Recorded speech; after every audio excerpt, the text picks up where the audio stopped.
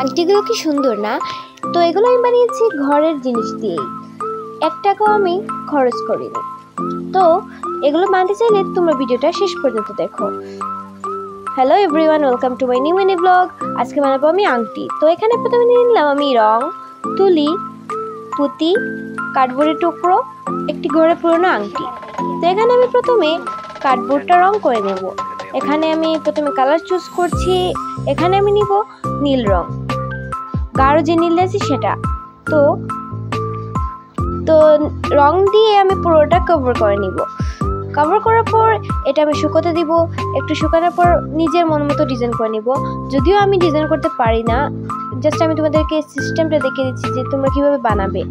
তোমরা চাইলে নিজের পছন্দ মতো ডিজাইন করতে পারো। তো এখানে আমি পুঁতি প্রথমে অ্যাটাচ করছি, তারপর আমি এখানে আংটিটা অ্যাটাচ করে নিলাম। এরপর ফিনিশিং ডান করেই আমার হয়ে গেল আমার আংটি। এই তো ইজি ওয়েতে হয়ে গেল আমার আংটি রেডি। তো লাগলো ভিডিও অবশ্যই বলে যাবে, আর আংটিটা একবার হলেও ট্রাই করে দেখবে, একেবারে ইজি।